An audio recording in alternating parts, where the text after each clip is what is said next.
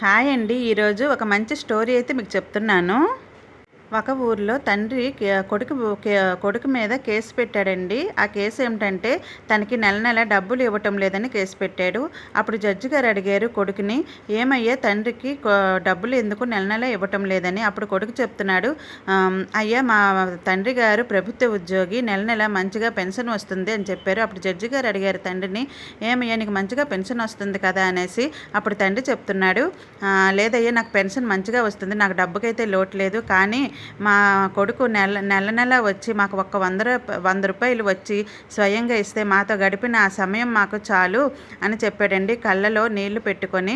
అప్పుడు అందరికీ అర్థమైంది. చూశారు కదా, కొడుకు ఎంత దూరంలో ఉన్నా కూడా, దగ్గరికి రాలేని పరిస్థితిలో ఉన్నప్పుడు కూడా ఒక్క ఫోన్ చేసైనా మీ తల్లిదండ్రులు ఎలా ఉన్నారు ఏటి అనేసి ఒక్క ఫోన్ చేసైనా కనుక్కొని మీరు వాళ్ళ యోగక్షేమాలు కనుక్కుంటే చాలండి. ఇది అందరిది ఆవేదన అండి. చాలామంది అలా ఉండరు, కొంతమంది అలా ఉంటారండి. ఇది నా రిక్వెస్ట్ అనుకోండి. మీరు దయచేసి మీ తల్లిదండ్రులు ఎంత దూరంలో ఉన్నా ఒక్క ఫోన్ అయినా, ఒక 10 రోజులకి ఒక్కసారైనా ఒక్క ఫోన్ చేసైనా కనుక్కోండి. అమ్మ నాన్న ఎలా ఉన్నారు, మీ ఆరోగ్యం ఎలా ఉంది అంటే చాలండి, వాళ్ళు పొంగిపోతారు. మీరు ఒక్క రూపాయి ఇవ్వకపోయినా పర్వాలేదు, కానీ మీరు అడిగే యోగక్షేమాలు మాత్రం వాళ్ళకి చాలా బాగా పనికొస్తాయండి.